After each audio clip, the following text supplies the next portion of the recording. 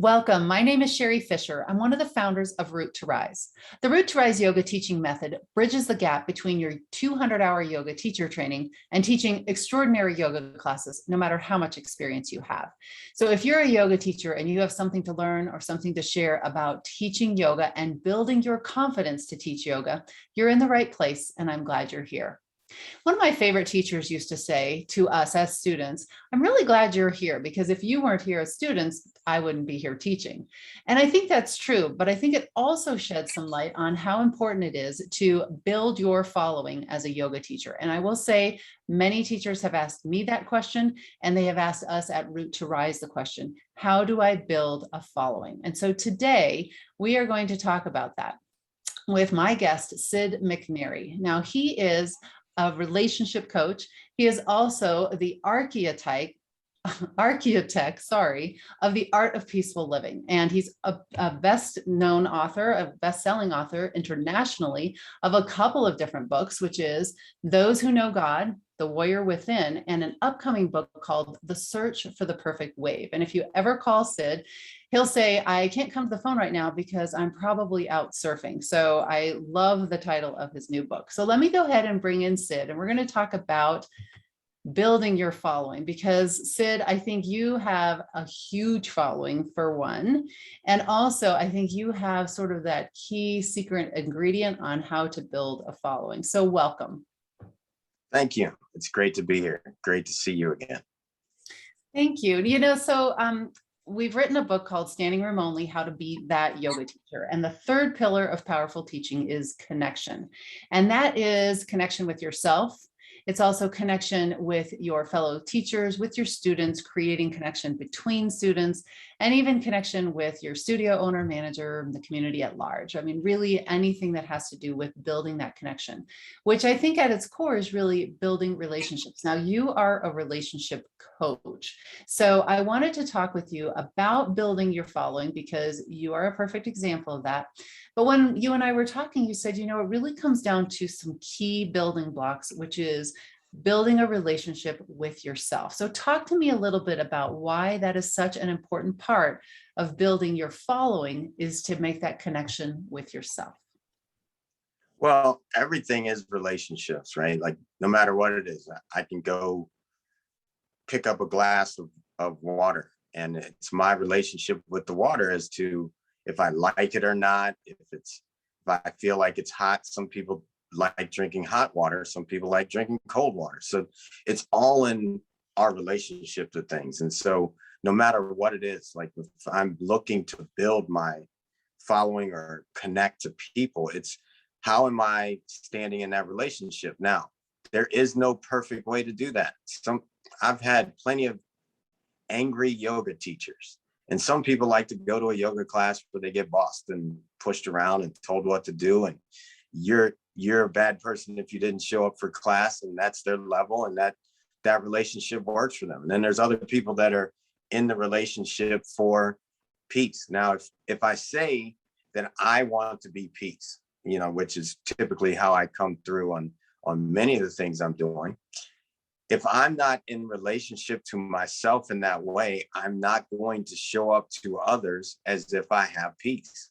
So the first thing I need to do for me has been to make sure that I align in whatever way that I want to show up as. It's all a choice. Now, how am I going to be in relationship in that way?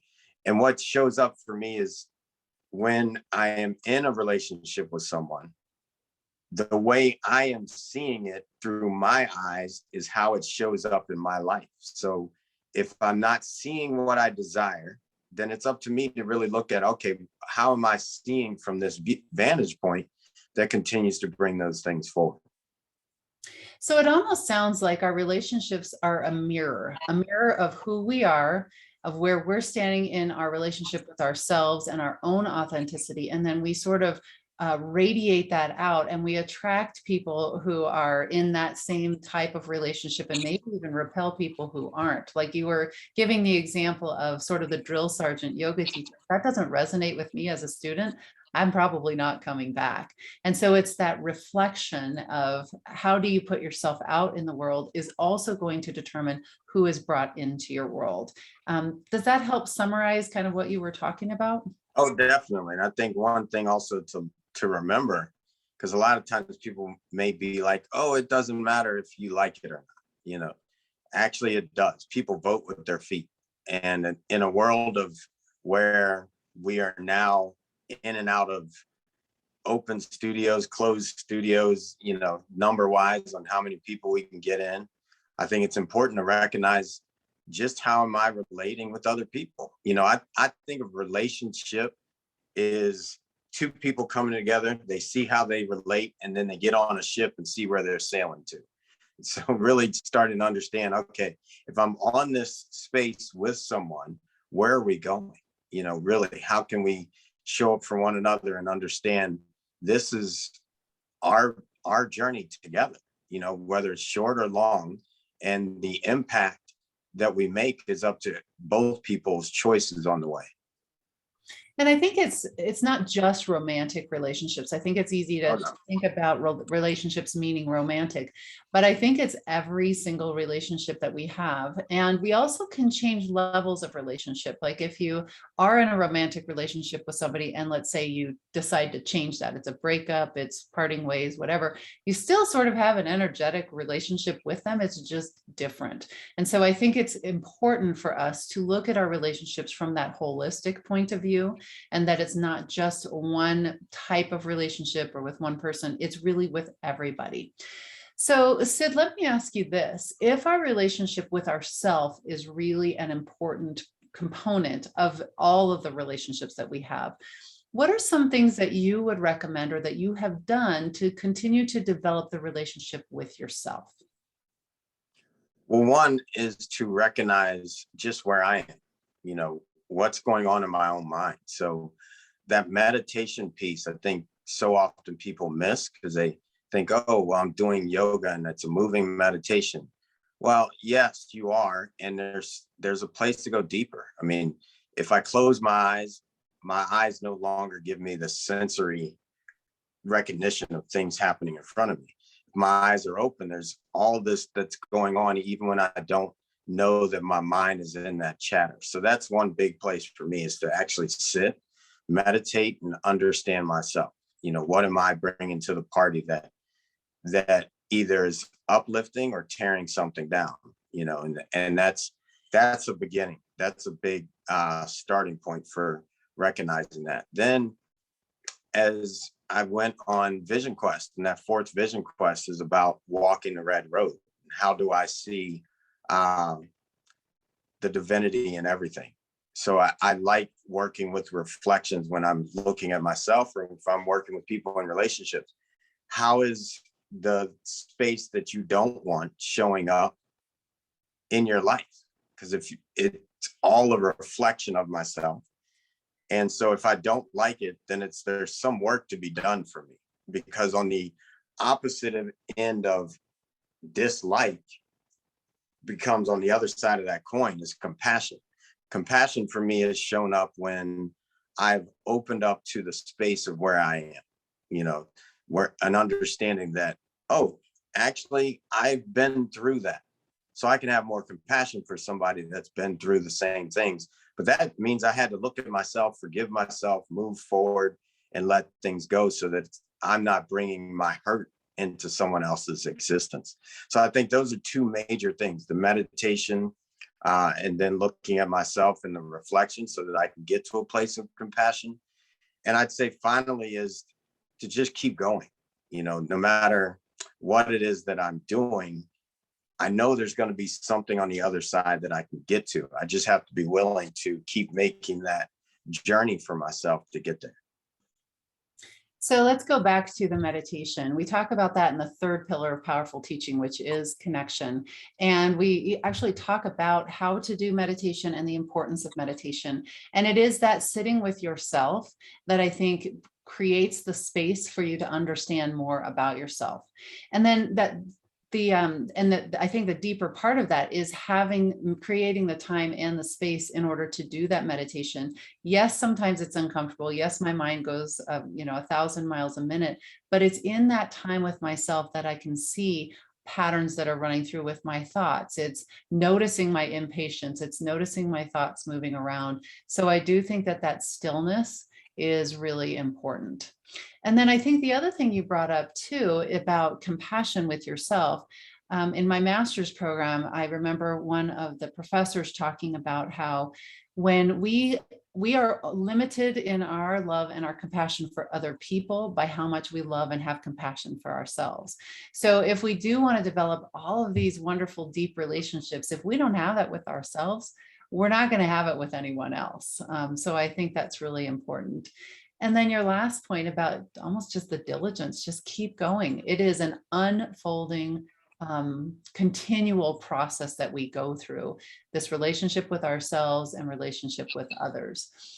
What else would you like to add about building that relationship with yourself? Do you have some other thoughts or other practices that you do that you'd like to share? Well, my relationship with myself is keeping things in balance too. I've done that over commitment. It's partially why I left coaching football, is moving towards that place of burnout. It's partially why I left owning yoga studios, moving to that place of burnout, and all the shifts. Singing and no longer feeling fun, or painting, and all the different things that I've done. It took a lot of changes to get into that space of being okay with how I moved through things. And so I think that's an important thing for someone to understand, is just being in the place that allows things to unfold with ease. For me now, my body is at a place where if I work out too many days a week, my body says no. Like last week, I went back to back because Liz and I, she wanted to work out. So I was like, I'll go. And I knew she was going to. So I did some stuff on the Friday. And then on Saturday, I went and did opposite stuff, but I really pushed and went at it. And next thing you know, on Sunday, my body was kind of screaming.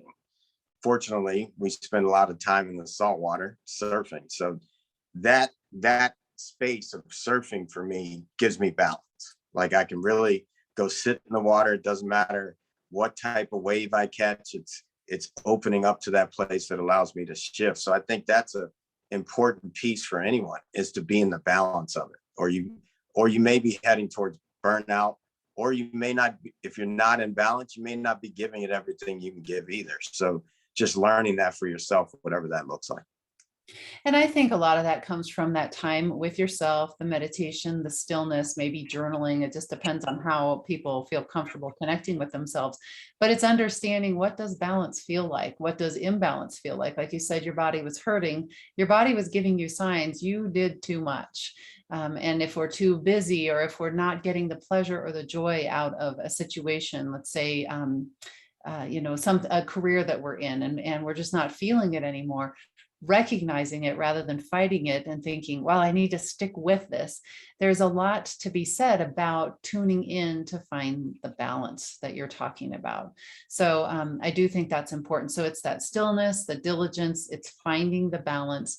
And then I'd like to talk with you a little bit now about, if we have that as the basic component, that relationship with ourselves, and we are doing this on a continual basis, we're letting the world in front of us be almost like a teacher to us, a guide to help us understand ourselves better. How can we as yoga teachers bring that in to help to build a following with our students? How do we make those connections with them, build those relationships so that they do have students that want to show up and want to continue to show up every week? Well, in that process of working on myself and chipping those layers away, I think it's important to recognize that in the name of building a following, teach from where you are, because so often people want to look good, and show everything they know, yet they haven't embodied it yet. So I think it's an important part to really open up to creating that space of authenticity. And authenticity for me looks like being able to stand on what I've been through. There's no greater teacher to me than experience. I can go read all I want in a book, but when I get into the line of fire or on game day, it doesn't execute like X's and O's in a book. You know, people move, things change. So I have, being in the experience, I mean, I've done over 60,000 hours of working with and training people to teach. And so in that space, you know, they say you master in 10,000 hours is mastering. So I've gone over that 6 times in the name of working with people. And so in that has given me so many different looking places to see people and see the different moments and understand that people are going to go through different things and they're going to actually see it differently based on all the chain reactions of things. And I think it's important when it comes to building a following is that you really don't leave anyone behind. You know, you're speaking to the audience that's sitting in front of you. That's so important. You know, some people talk over people's heads and it's like, okay, you may understand every word in a dictionary, but if you understand every word in a dictionary and people are only hearing on a 5th grade level, you aren't connecting. And so the following is not going to follow because they don't even know what they're following. So I think that's important. Like we can talk in Sanskrit, we can say all we want, but if people don't know what we're saying, really damn on us, right? Like it's like, okay, now you're a teacher. You've got to be able to connect to people. You've got to be able to actually stand in the words that you use. And I think that's another important part of that is finding integrity, you know, the integrity of actually being what you say you are constantly. And sometimes that's not happy for people, and that's okay. Like sometimes people will have gotten upset with Sid because Sid sits in a seat and says, okay, this is it. This is where I am. It doesn't have to fit, but this is where I am. And when I leave here and go home with my children, or when I leave here and spend time with my wife, I'm still going to be this person at peace. And I've had people get really upset with me holding peace, which is funny to me, but that's their journey. Well, I think it's also the way we're trained. It's that anticipation and lack of patience. It's like, hurry up and make me wise, you know. But I think you touched on a really important point, which is in the first pillar of powerful teaching, which is communication. You need to understand who your audience is. What language do they speak? And not just language like English, French, Spanish, but what words do they understand? What phrases do they understand? In the book, I gave an example. How would you describe making a sandwich to a group of kindergartners versus how would you describe making a sandwich to a group of line cooks, kitchen line cooks? They would have different vocabulary, different coordination skills, different verbal skills, and you would teach the same thing in 2 different ways because of who's there, and you'd be watching their response, because the main core of communication is to create understanding, to create that connection of I get what you're saying. So I think that's really important.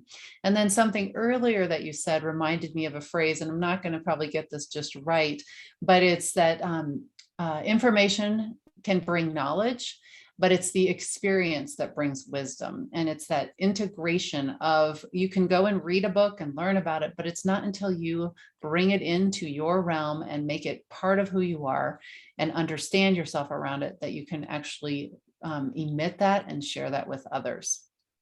Anything else that you would like to share with us, Sid?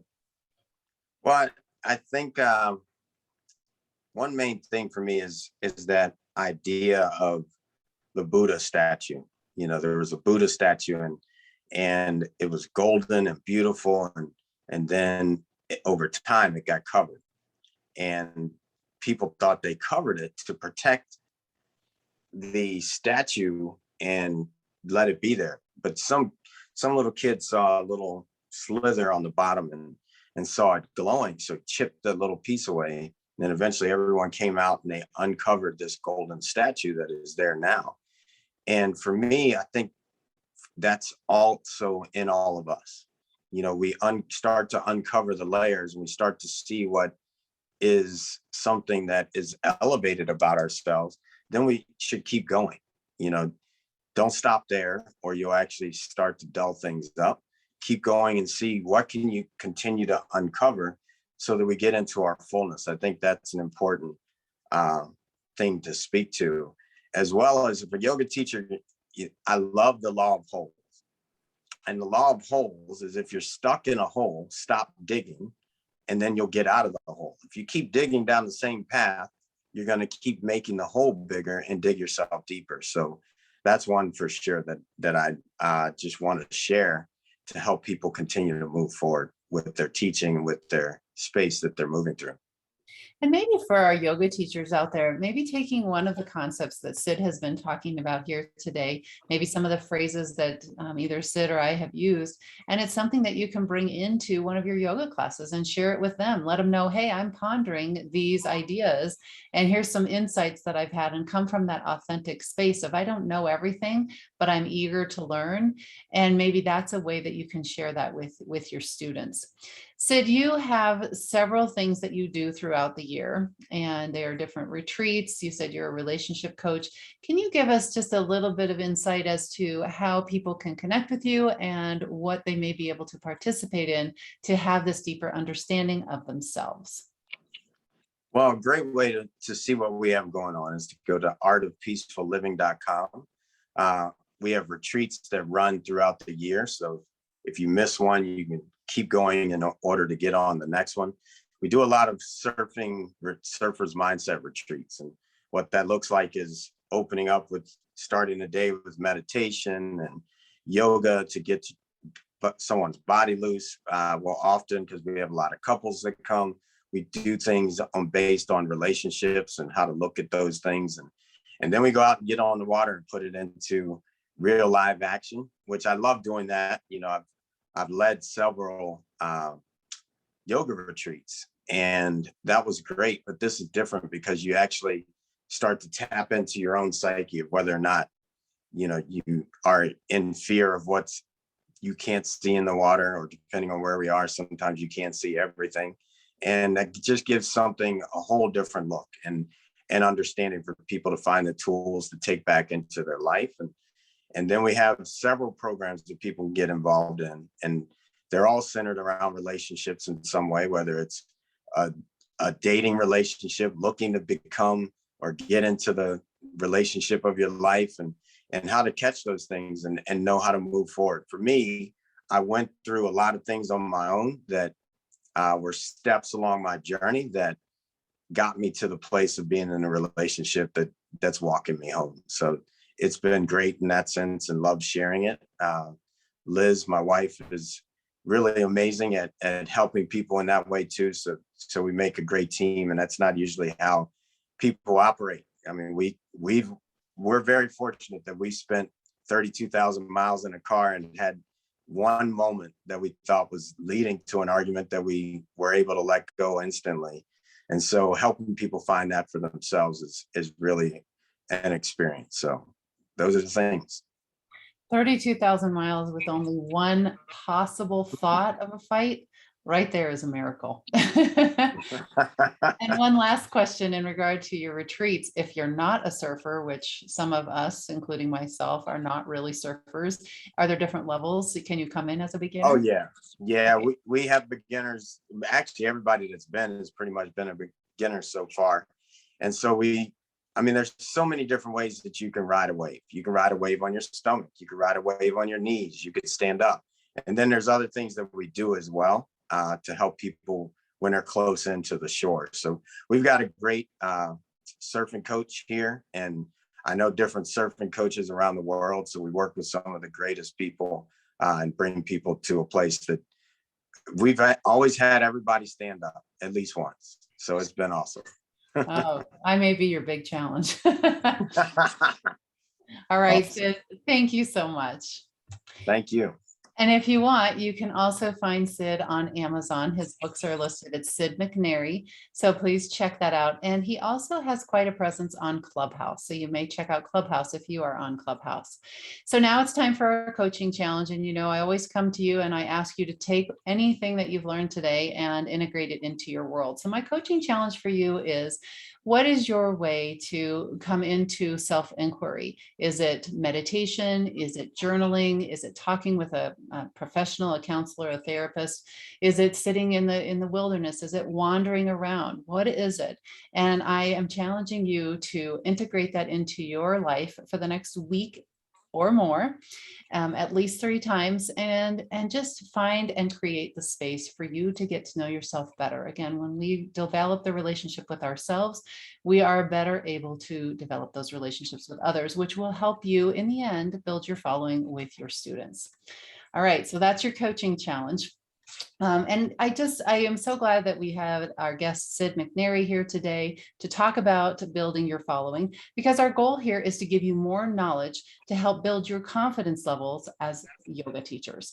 So please join us in our Facebook group, the Yoga Teacher Gathering Space. It's an interactive way for you to get involved with us, but also to get involved with other yoga teachers and talk about these and many more subjects. And if you would like to get your hands on the book, Standing Room Only, How to Be That Yoga Teacher, you can do that. The link is in our show notes, and we encourage you to do so. Get that downloaded and start looking at and learning about all of these principles that will help you to stand out as that yoga teacher. All right, that's it. We hope to see you in our Facebook group. Again, the Yoga Teacher Gathering Space, where we talk about all things yoga, and we root and rise together in our quest to become better, more confident yoga teachers. We'll see you then.